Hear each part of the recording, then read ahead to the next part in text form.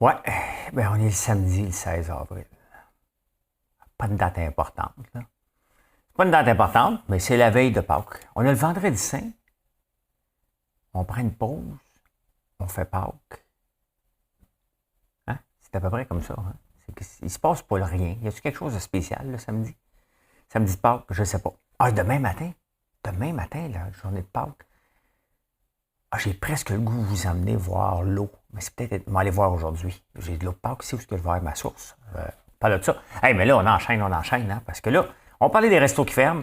On va parler de Pierre Poilievre, la crypto. Ouais, il y a un article. Un nettoyeur de tapis.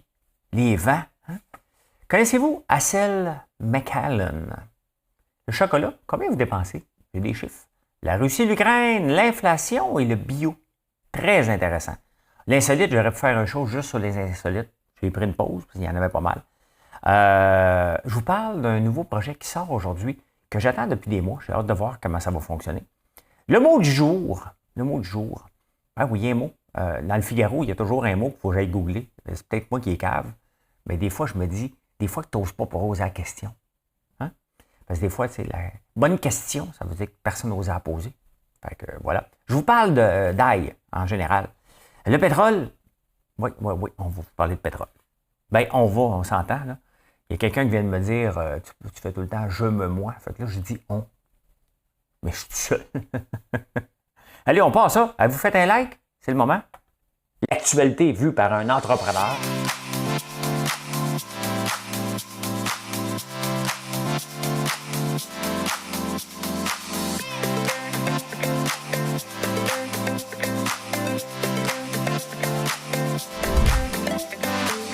Ça bulle, parce que des fois j'ai des bulles, mais ça bulle.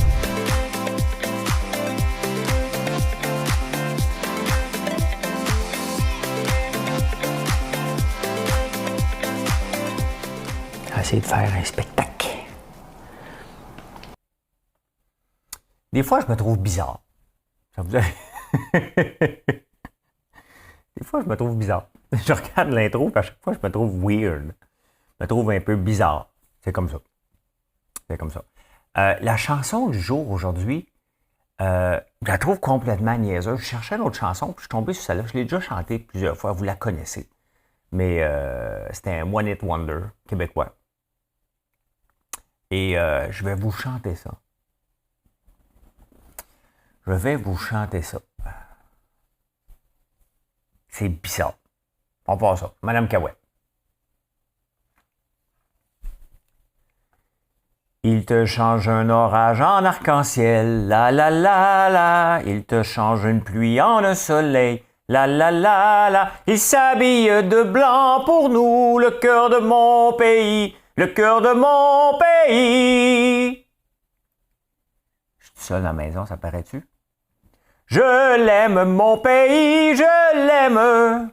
Il est si beau, il est si grand, pour lui je donnerai ma vie. Oui, je le crie, je suis si fier de mon pays. Il te change un vieillard en un enfant. Quand tu lis les paroles de ça, là, le cœur de mon pays, quelqu'un qui ferait ça, cette chanson-là, aujourd'hui, on le traiterait de vendu. Maudit vendu à Trudeau! Hein? Il te change un vieillard en un enfant. Il s'habille de vert pour nous, le cœur de mon pays. Il te change la haine en un amour. Twitter n'existait pas dans ce temps-là. Hein? Twitter, lui, te change l'amour en de la haine en un tweet. Hein? Pour vous, ces deux filles-là, c'est eux autres les scarabées. On ne les connaît pas. Hein? Je ne sais pas s'ils sont encore... quel traitement, quelque chose niaiseuse que je dis. Je ne sais pas s'ils sont encore en vie. Je ne le sais pas. Je ne le sais pas. Mais je trouve que ça n'a pas de sens. Hey, les restos qui ferment. C'est sérieux, hein? Il y en a à peu près 22 730 restos. Il y en a 3 800 qui ont fermé depuis la pandémie. C'est énorme. C'est énorme. On connaît les gros noms. Ben, il n'a pas fermé, mais qui a parti. Joe Beef, qui est dans les vignobles maintenant. Il fait même de l'urticaire à penser à venir en ville tellement qu'il n'est plus capable. 3800 restos qui ferment, c'est énorme. Puis la question que je me posais, avant qu'ils ferment, qu'est-ce qu'ils font avec leur équipement? T'sais? Moi, je cherche toujours de l'équipement de restaurant maintenant pour équiper mes cuisines. Et y a-tu un encan? Y a-tu une place spéciale? Puis je veux pas avoir l'air d'un gars qui profite du malheur des autres, là. Mais tu sais, tant qu'à fermer, tu sais, quand tu fermes une entreprise, là, aussi bien la fermer en maximisant tout l'inventaire que tu as, là. Tu sais, c'est ça qui est le but. Donc, si vous connaissez des cuisines qui ferment, écrivez-moi. Je cherche des frigidaires, des poêles industriels, pas au gaz électrique. Je veux pas avoir du gaz chez moi. Donc, me le direz. Me le direz. Si ma croissance peut aider quelqu'un à bien faire sa fermeture, pourquoi pas? Pour ne quoi pas.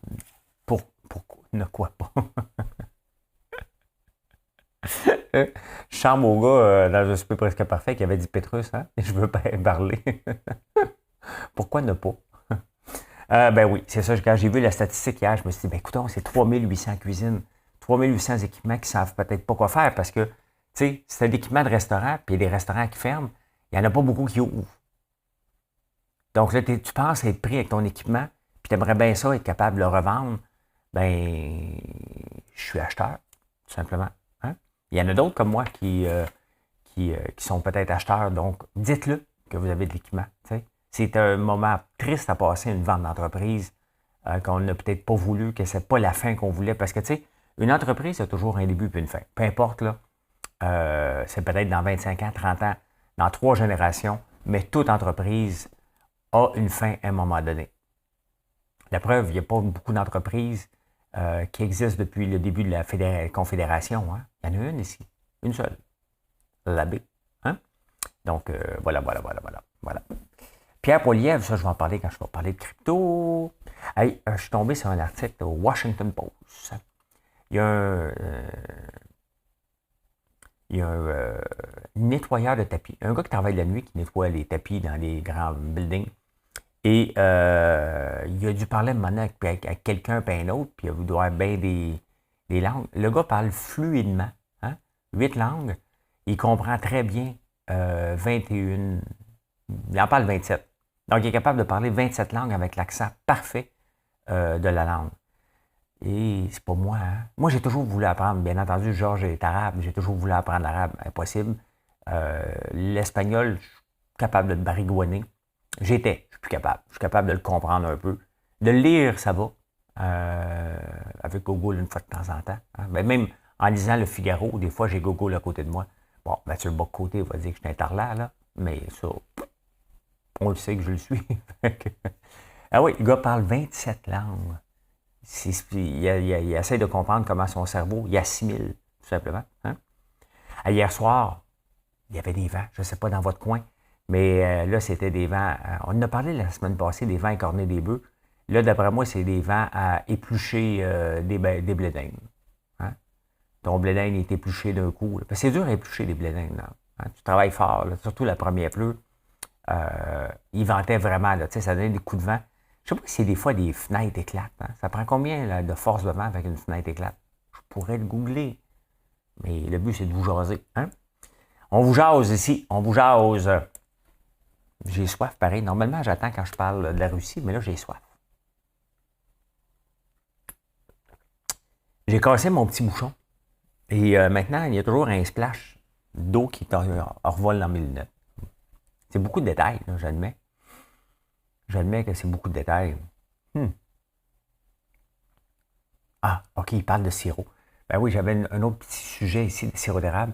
Voici pourquoi le Québec garde en lieu sûr des millions de sirop d'érable. Ben oui, j'ai appris une autre affaire. On va vous parler de ça. Ben là, okay.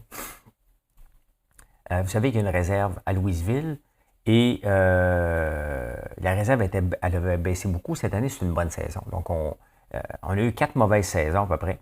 Et là, c'est une bonne saison cette année. Je ne sais pas si c'est une saison exceptionnelle pour nous. C'est une très bonne saison. Pas notre meilleure, mais une très bonne. Et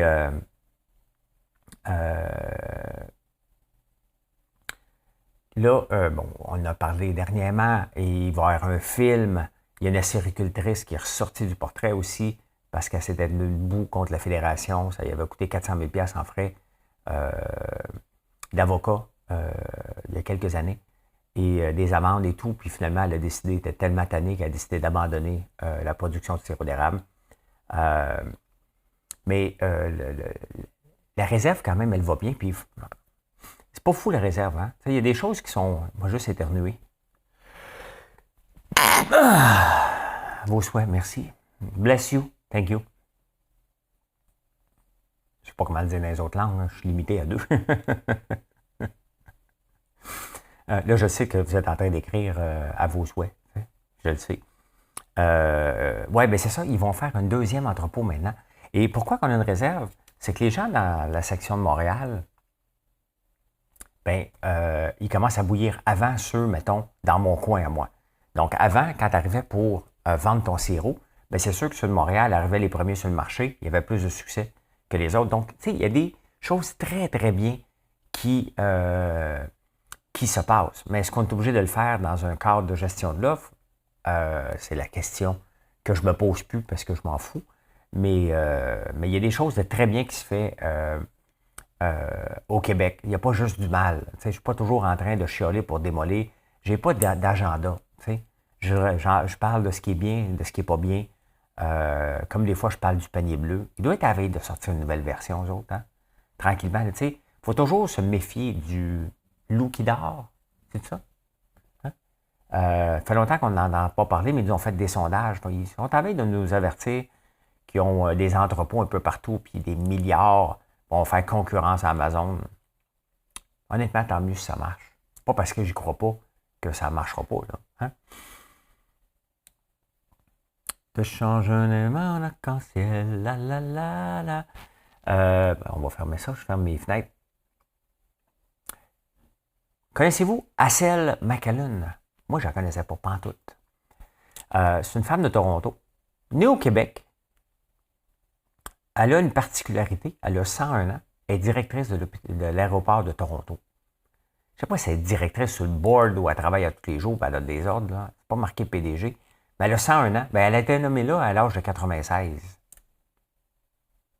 101 ans, elle travaille encore. Asel McAllen. Je ne sais pas si je peux vous la montrer.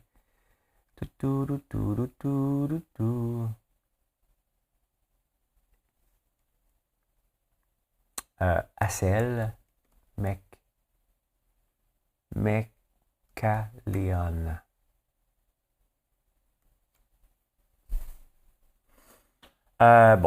Asel, je peux bien avoir de la misère. Asel est une femme politique municipale canadienne en Ontario, ancienne joueuse professionnelle de hockey sur glace. Oh my God! Mairesse de Mississauga de 1978 à 2014. Personnalité publique qui a servi le plus longtemps. Ben oui, j'espère. Special Advisor Municipal Affairs depuis 2019. Elle était le maire jusqu'en 2014. OK? En tout cas, là, j'ai vu qu'elle était nommée. Elle est encore en forme. Il appelle Hurricane. Ben, c'est ça. Ouais. Qui est Hurricane? Bon, le Midi Libre, accepté, fermé. Cette centenaire est confirmée pour 3 ans à la tête du plus grand aéroport canadien. Quand même, hein? Surnommé Hurricane Azul, l'ouragan en français.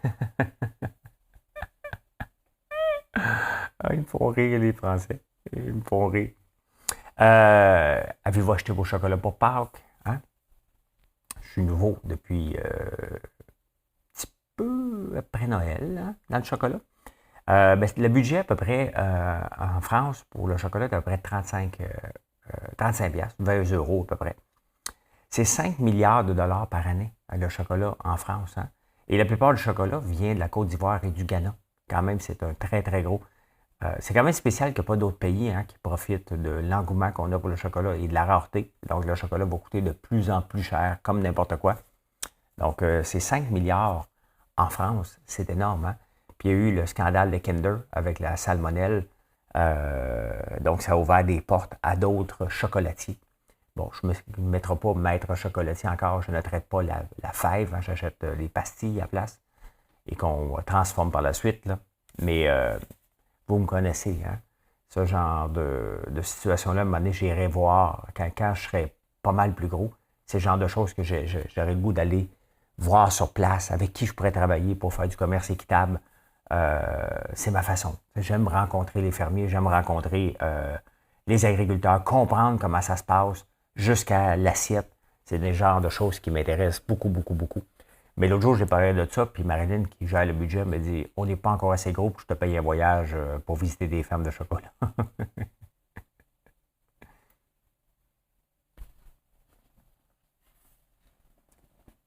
Bien entendu, je viens de remarquer que j'étais pas sur la bonne caméra. Je suis pas à ma première erreur. Hein? Je suis pas à ma première erreur. La Russie, l'Ukraine.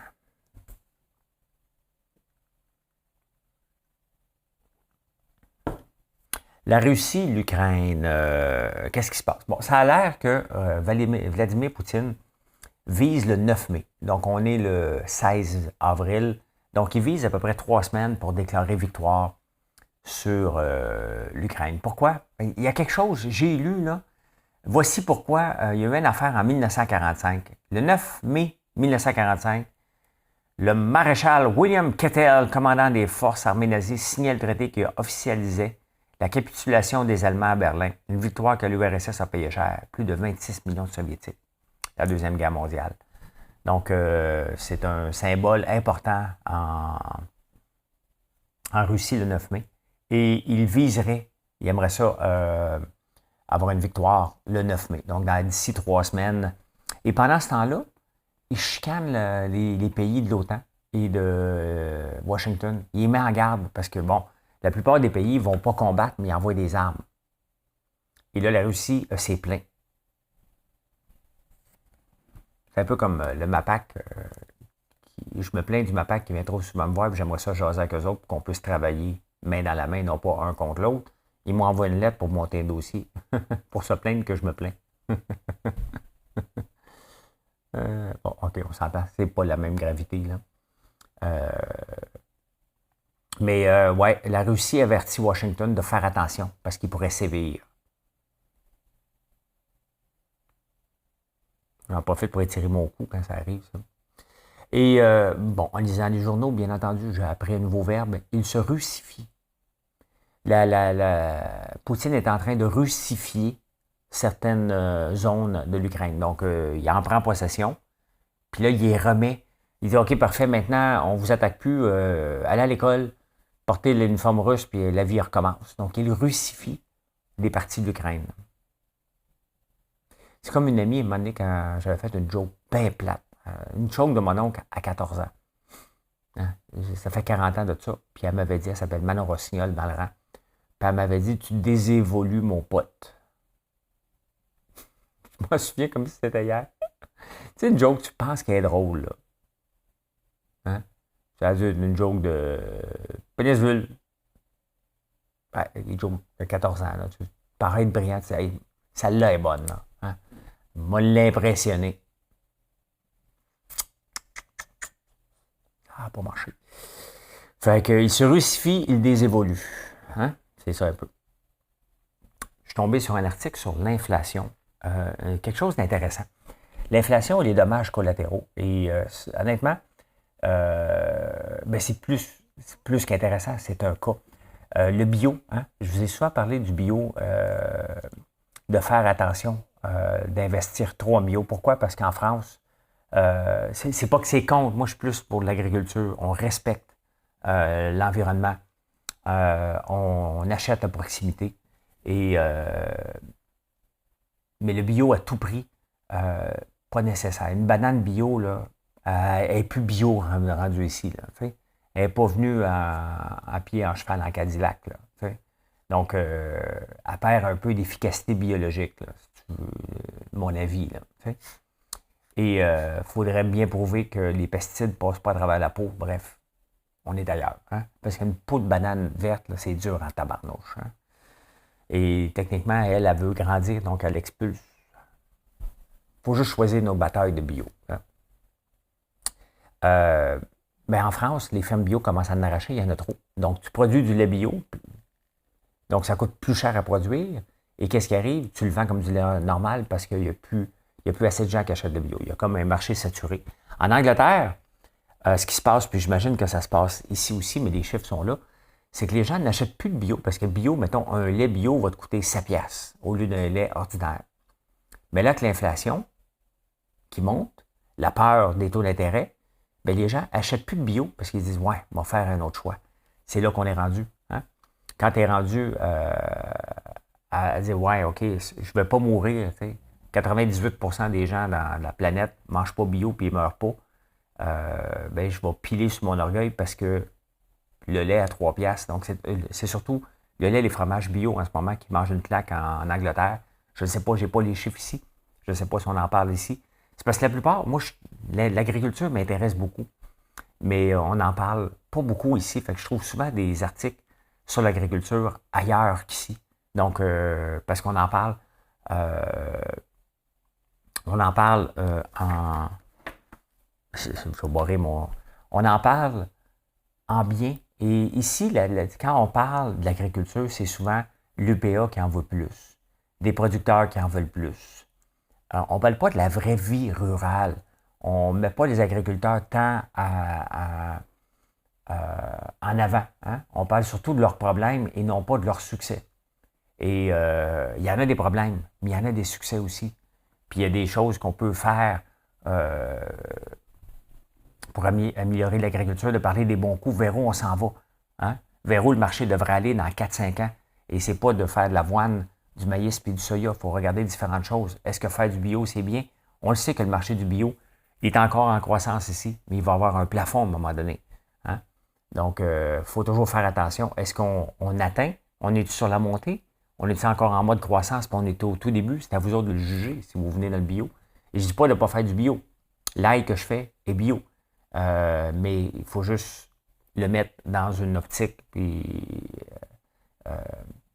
d'être capable de revendre par la suite, tout simplement. Hein? Je me lève. J'ai soif cette nuit. J'ai soif. Là, je suis sur la bonne caméra. Hey, je vous parle d'insolite. Les toiles d'araignée, ça sert à quelque chose. Hein? Ça sert aux araignées à pogner des mouches. Après, ça, ils vont les manger. Mais dans la Grèce et les Romains, hein, dans le temps des temps antiques, je ne sais pas si j'aurais aimé ça vivre dans ce temps-là. Mais bref, quand tu avais besoin d'un bandage, ils arrachaient un fil d'araignée. Je ne sais pas, ils devaient cultiver des araignées pour avoir des bandages. Hein? Donc, parce que c'est du fil très solide. Donc, j'imagine qu'ils devaient dire, OK, toi, les araignées, on les nourrit, on les exploite. Hein? On exploite les araignées pour qu'ils nous fassent des filages partout, puis ils reprenaient ça pour faire des bandages contre les blessures. Quand même, hein? C'est ceux qui ne couraient pas dans le bois pour dire, y a un fil d'araignée quelque part, là? Non, non. Ils devaient le ramasser quelque part. Très intéressant. Les virus informatiques. S'il y a bien quelque chose qui est dangereux, c'est bien les virus en crypto. Dès que tu n'as pas de adblocker ou tu fais attention quand tu fais une recherche crypto. La crypto, la plupart du temps que tu vas googler quelque chose, le premier lien, c'est une attrape pour te fourrer ou c'est un virus. Mais le site Symantec, l'antivirus, un des antivirus les plus connus, a répertorié 4 fois plus de virus provenant des sites religieux que des sites de pornographie.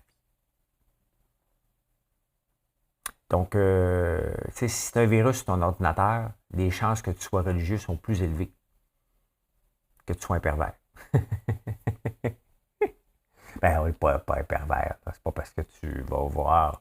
C'est pas comme si tu fais comme l'employé du ministère de la Santé qui envoie un lien de Pornhub, qui était un pervers. Là. Tu te divertis ou t'apprends sur la nature humaine, peut-être. Je sais pas.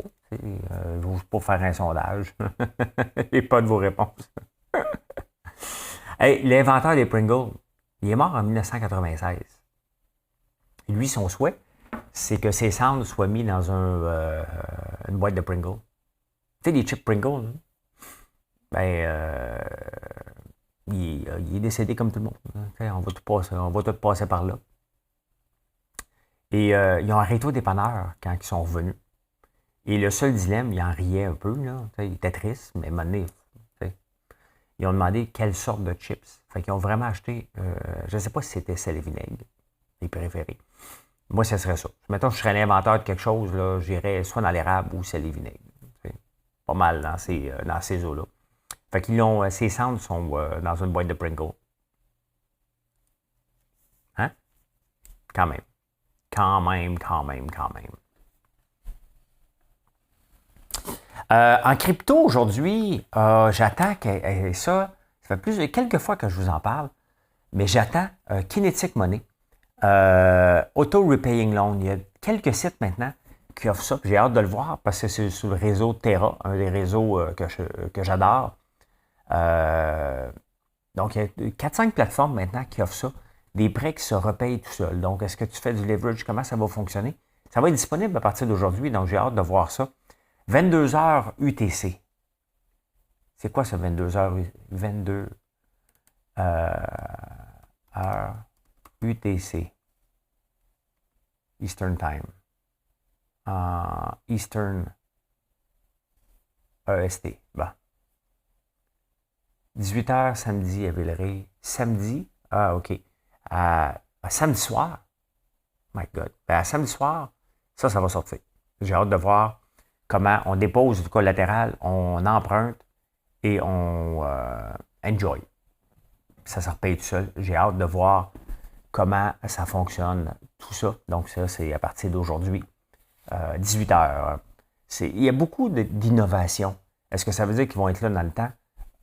Non. Mais ce que j'aime, c'est l'innovation. Je suis un gars qui aime innover, qui aime fouiller. Et c'est pour ça que la crypto m'intéresse parce que pour moi, c'est un laboratoire de ce que les finances de demain vont ressembler.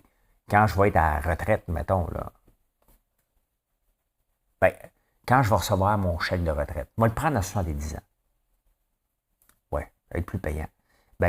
Donc, dans 16 ans, je vais pouvoir regarder ça puis voir qu'est-ce qui se passe.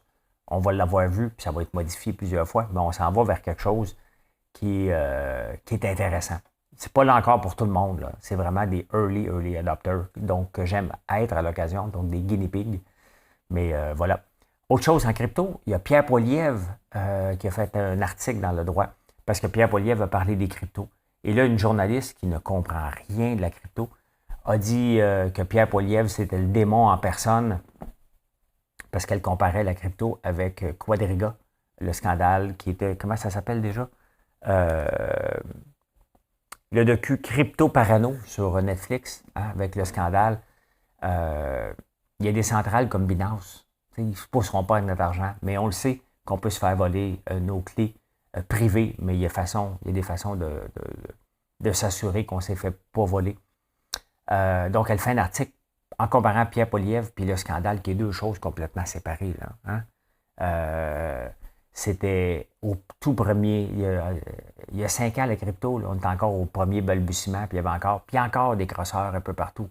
Mais on s'entend, là, Pierre Poilievre parle du Bitcoin, pas du Web 2, Web 3, puis Web 4, puis Web 5, là, vers où on s'en va. Donc, elle n'a rien compris. Un peu comme moi, quand je parlais au mois de juillet passé sur la crypto. Maintenant, je le connais parce que j'ai mis quelques sous. J'en ai perdu, j'en gagne pas beaucoup. Mais le marché est baissé. Donc, autant à la bourse qu'en crypto, le marché n'est pas tellement bon de peu à bout. Donc, c'est assez difficile. Il n'y a pas de cas où on devient milliardaire. Là, comme, on n'en parle plus beaucoup des millionnaires de crypto. Là. Les jeunes en rêvent encore, mais il n'y en a pas beaucoup. Ou il y en a tout simplement pas du tout. Mais c'est ça, on parle de Pierre Poilievre en le comparant à Quadriga, puis pourquoi que c'est le démon en personne, puis non, il y a une différence en dire que le Bitcoin, on peut y faire de la place. C'est une monnaie qui est là pour rester. Des pays qui l'utilisent. Il y a du bon avec la crypto-monnaie.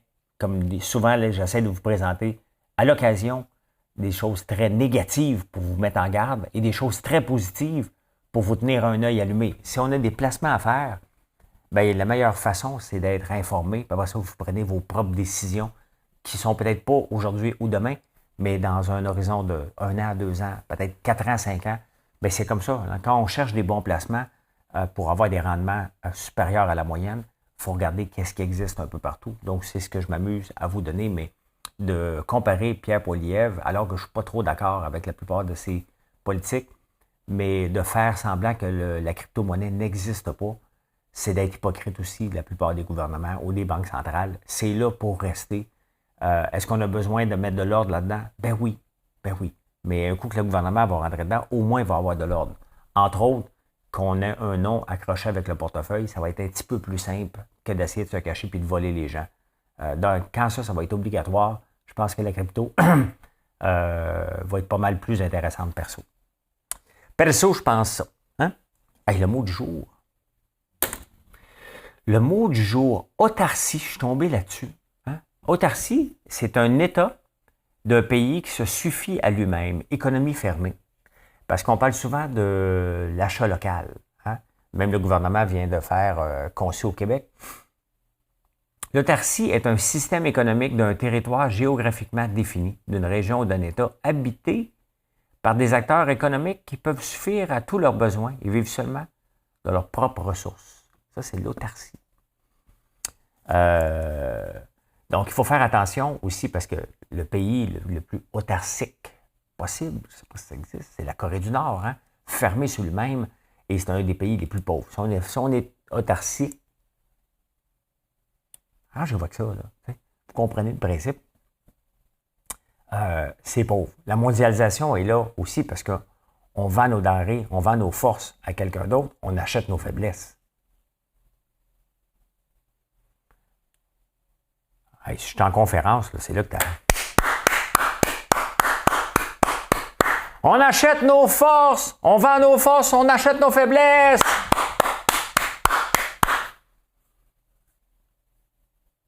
C'est ça qui arrive quand je suis seul dans la maison. Je peux gueuler autant que je veux. Ouais, ben tu sais, mettons que je suis un politicien, là, OK? Non à l'autarcie! Vive la mondialisation! Vendons nos forces, achetons nos faiblesses, créons de la richesse. Après ça, vous me demandez pourquoi je ne me lance pas en politique. Vous savez, j'ai tous les slogans. Je suis comme fier de mon coup. Je suis comme bien fier de mon coup le matin. Si tu n'as pas fait de like, puis tu n'en fais pas après ça, moi, je ne peux plus te le demander. Là, OK? J'ai le goût de vous parler d'ail. Aujourd'hui, j'ai été voir mon ail. Hier, il ventait trop, j'essaie de faire un direct. Là, vous n'auriez rien compris. Là. Il ventait écorné les bœufs. Mais il commence à sortir un petit peu. Et on s'entend que ça, c'est micro. Hein? Donc, on ne monte pas. Je vous laisse une pause. Vous faites les jeux de mots que ça vous tente. Mais non, mais je pense que la semaine prochaine, ça va être intéressant. La semaine prochaine, je vais vous montrer une vidéo de où qu'on est rendu, mais ça pousse vite. Et j'espère avoir un bon succès. C'est sûr, je l'ai planté très tard. On a attendu l'équipement, on était dans le bout. Mais c'est le seul bout que j'avais de terre qui était certifié bio que je voulais le planter. En flanc de montagne, c'était pas évident. Hein? On va trouver d'autres endroits l'année prochaine. Ben, j'en ai d'autres endroits, mais ça pressait. Vous savez que 10 de l'ail au Québec vient d'ici. 10 qu'on consomme vient de l'Ontario puis les autres provinces. 81 le reste vient de la Chine. La Chine qui contrôle 88 du marché mondial. C'est comme quand nous autres, on contrôlait 92 du sirop d'érable. On est rendu à peu près à 72, mais 88 de tout l'ail consommé dans le monde provient de la Chine. Quand même, vous voyez le nombre, ça c'est le genre d'opportunité.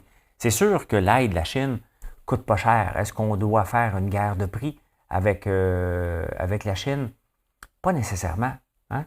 Il faut vendre d'autres mérites. Il faut faire l'ail noir. Moi, toute l'ail que je produis ne m'intéresse pas de la vendre comme ça, tressée. Je produis mon ail pour le transformer en ail noir. Donc, c'est ce qui m'intéresse. C'est le marché qui m'intéresse. Et je regarde le marché de l'Inde par rapport à l'ail noir. Puis il y a des cultivateurs qui se mettent ensemble pour faire comme une coopérative pour vendre de l'ail noir. Parce que le plus gros problème de la plupart des agriculteurs, c'est de la revente. Ils peuvent produire, mais ils ne savent pas à qui le revendre. Moi, c'est ce que j'ai fait. J'ai bâti un écosystème pour être capable de revendre beaucoup en ligne et la force des réseaux sociaux. Mais bon, la force des réseaux sociaux, elle existe parce que je suis présent puis je vous donne du contenu qui vous intéresse, tout simplement, puis je vous informe. Hein? Regardez, je vous parle d'ail noir, je ne vous dis pas achetez mon ail noir, c'est pas comme ça qu'on. J'essaie de voir, j'en avais autour de moi. Je vous éduque, je vous dis ça ressemble à quoi, c'est quoi les bienfaits pour la santé,